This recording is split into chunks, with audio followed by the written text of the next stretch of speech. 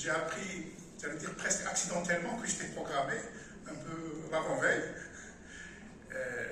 J'espère un petit peu vous éclairer sur ce projet. Comme vous le savez, le dépistage néonatal est une intervention de santé publique à visée préventive. Ça doit concerner l'ensemble des naissances et ce dépistage vise à détecter l'existence d'une maladie asymptomatique à la naissance. Mais que les complications de cette maladie sont inéluctables et font sa gravité. Le choix, donc on doit choisir, vous savez, il y a plus d'une soixantaine de maladies qui nécessitent un dépistage néonatal. Il faut choisir quelles sont les maladies prioritaires par lesquelles un système de santé doit les inclure et doit, j'allais dire, commencer par. Et ce choix-là repose sur deux types de critères. Le premier critère, ce qu'on appelle les critères de Wilson et de Jungner, et le deuxième critère très important, c'est l'évaluation socio-économique du pays dans lequel le dépistage va être initié. Et vous allez voir ici quels sont les critères de ce dépistage selon Wilson et Jungner qui a été, j'allais dire, établi en 1968. Premièrement, que la maladie doit être un problème de santé publique important. L'histoire naturelle de la maladie doit être bien comprise. On doit disposer d'un traitement efficace pour l'ancien dépistage. La maladie doit être reconnue à un stade présymptomatique. On doit avoir un diagnostic de certitude après avoir dépisté cette maladie. Et ce dépistage doit être accepté par la population, donc l'importance de l'information. Le rapport, on a parlé de l'aspect économique, le rapport économique, coût-bénéfice, doit être en faveur du dépistage.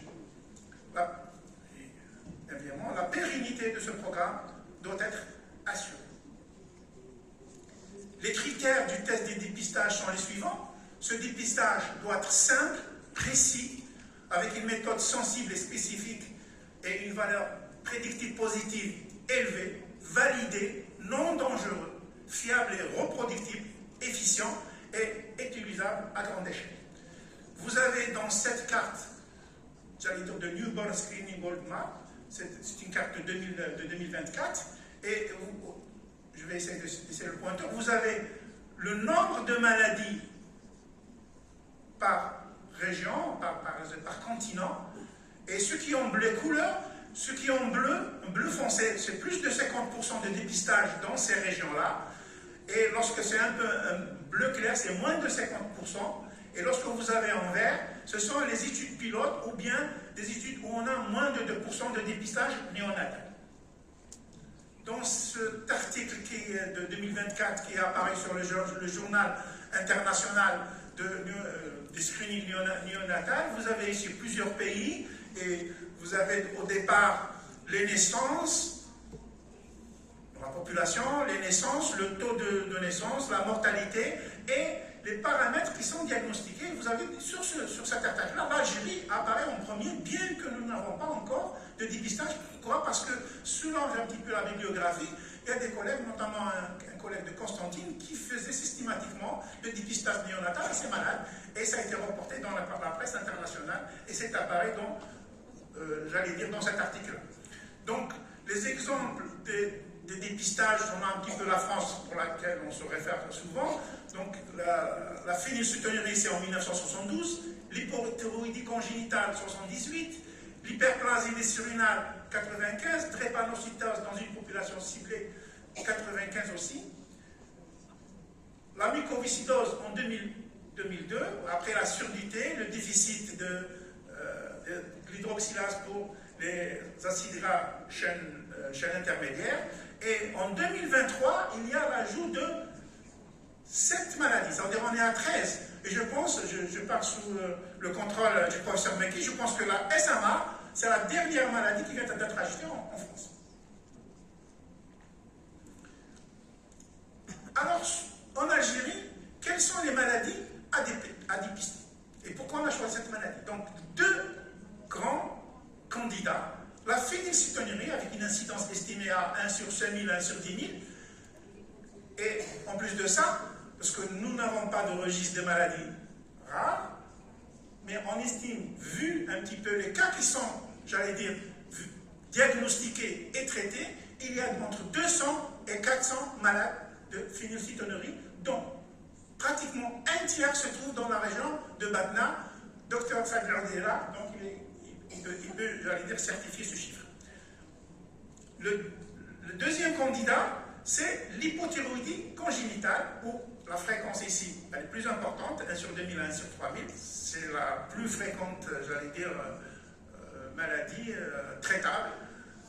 L'évolution naturelle de ces maladies, malheureusement, lorsqu'ils ne sont pas dépistés et traités, est inéluctablement vers des complications graves, notamment, surtout, les complications neurologiques. L'évolution du dépistage et du traitement, donc on a des personnes normales qui sont dépistées à temps. On sait pourquoi. Pourquoi ce sont des maladies qui sont des nouveau-nés normaux à la naissance? Parce que pendant la grossesse, la mère métabolise la phénylalanine du fœtus. Pratiquement, il n'y a jamais d'atteinte antinatale liée à la phénylcétonurie. Quoique ici, on a un petit peu quelques j'allais dire, études qui ne confirment pas ça. La deuxième, l'hypothyroïdie congénitale, pendant la grossesse, la mère synthétise les hormones thyroïdiens qui couvrent les besoins du fœtus. Et donc, à la naissance, ces enfants, comme je l'ai bien précisé, sont tout à fait normaux. Et les enfants non traités précocement, les enfants normaux à la naissance, seront gravement atteints, surtout pour le retard mental sévère, donc c'est les critères de choix pour le dépistage, épilepsie, agressivité, ça constitue un fardeau quotidien très lourd pour les familles, aussi un fardeau pour la société. On en a parlé beaucoup des coûts financiers, parce que c'est des malades qui sont à charge en tant qu'enfants et en tant qu'adultes. Et sous traitement bien conduit, le devenir de ces enfants est un devenir tout à fait normal. Et donc, ces enfants-là, regardez ici, vous avez 2 enfants de phénylcétonurie, un enfant qui malheureusement n'a pas été diagnostiqué, et sa sœur qui a eu la chance d'être diagnostiquée à temps, et vous voyez un petit peu, le profil de cet enfant est tout à fait différent. Aussi pour l'hypothyroïdie congénitale, qui est la plus fréquente des causes de retard mental évitable chez l'enfant, souvent inaperçu. Pourquoi? Ce sont des enfants trop sages, avec un myxédome congénital, un phénotype différent selon le type de la tête.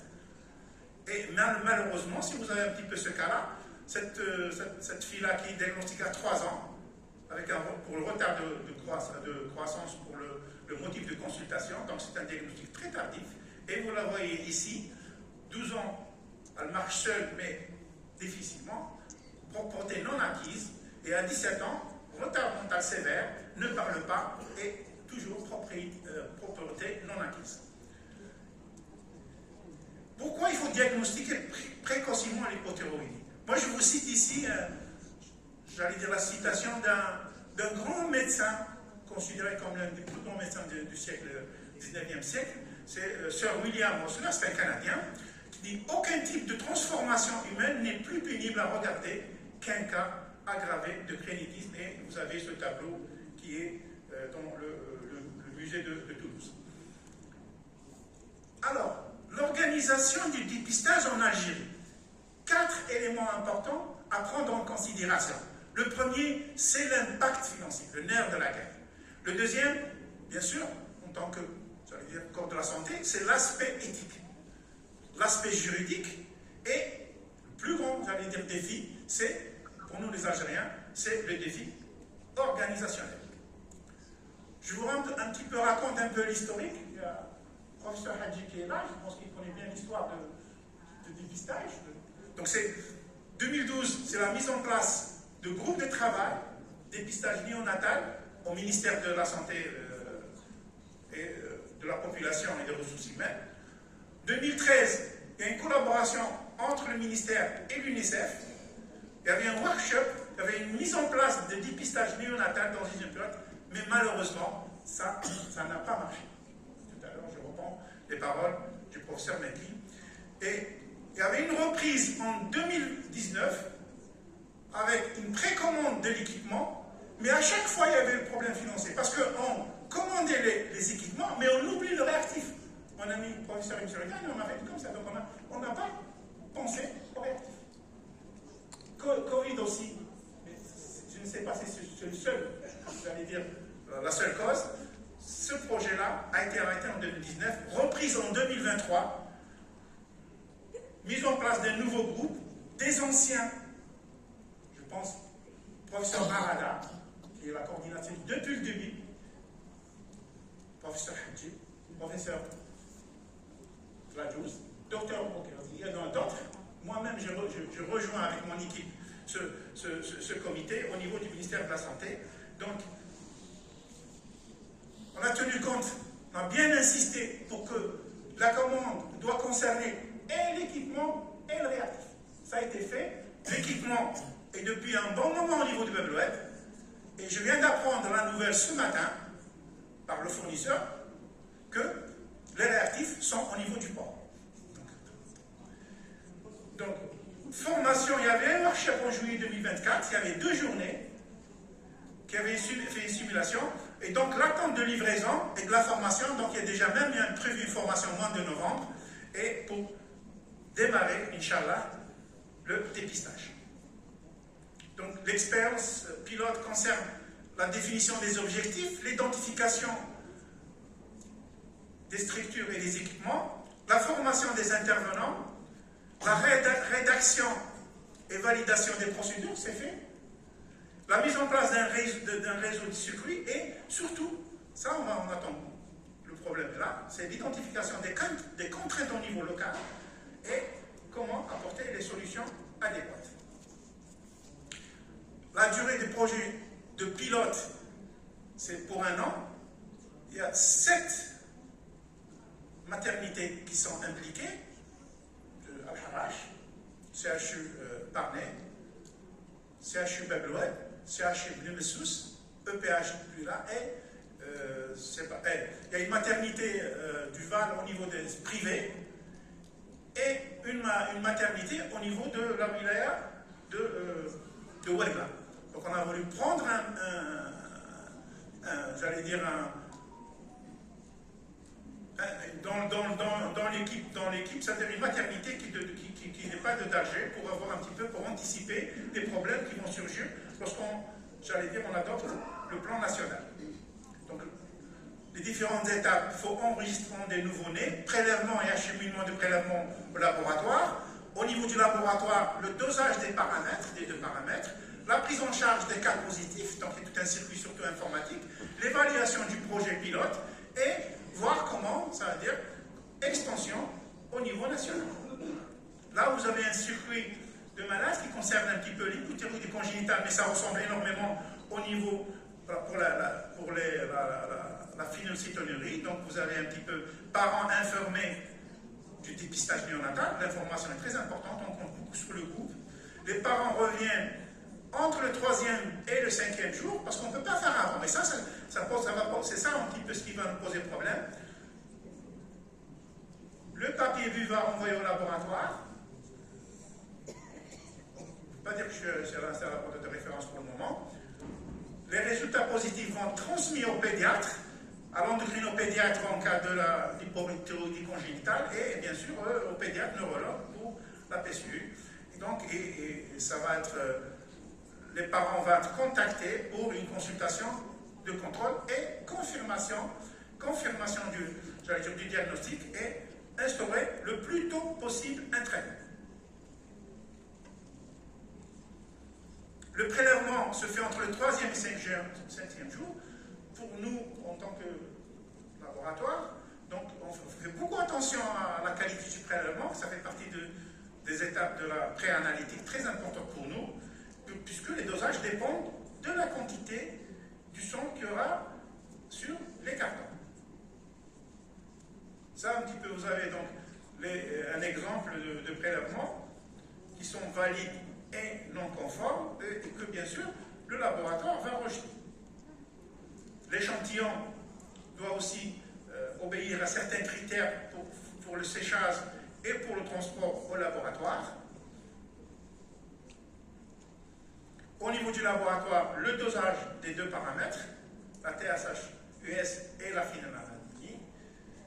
Et donc, lorsqu'on reçoit au laboratoire, donc réception et enregistrement des prélèvements sur le logiciel informatique, on note tout, donc la date du prélèvement, l'heure, le site qui a envoyé le prélèvement, l'heure d'arrivée, nom, prénom et date de naissance, sexe aussi, moment du prélèvement, parce que normalement c'est entre le 3e et 5e, mais parfois c'est pas le 5e, c'est le 8e, c'est le 10e, donc on va bien mentionner sur le registre, ou sur l'enregistrement, ces données qui sont très importantes pour la suite en cas de positivité du test. Le terme de naissance, parce que s'il y a une prématurité, donc on peut avoir des problèmes au niveau du résultat. Le nom du préleveur, le nom transporteur, donc il y a un petit peu, on va savoir s'il y a un problème au niveau du transport, on peut agir au niveau de du comité. Et si l'enfant a reçu éventuellement une transfusion sanguine, ça c'est un petit peu la fiche de renseignement qui accompagne le prélèvement. Les étapes analytiques, donc c'est un dépistage, donc on a reçu un équipement qui, pour le moment, normalement, il est adéquat pour le dépistage. Pour la suite, lorsqu'on passera à un niveau supérieur, peut-être qu'il faut un équipement beaucoup plus important. Et vous avez toutes les étapes de la préparation du réactif. Et c'est une technique qui dure environ entre 4 et 5 heures. Ça, c'est un petit peu les valeurs de référence en fonction de la technique utilisée, donc la phénylalanine. Et chaque laboratoire, normalement, après, par la suite, on doit établir des normes propres au laboratoire. Ça, c'est aussi les valeurs de référence pour la TSH. On fait beaucoup attention à l'interprétation des résultats, cause d'erreur, technique, état nutritionnel affectant les résultats, les interférences. Ah oui, parce que ça passe pas. Donc, déficit, on peut avoir des déficits parce que, j'allais dire, dans la phénylcétonurie, parfois, c'est pas l'enzyme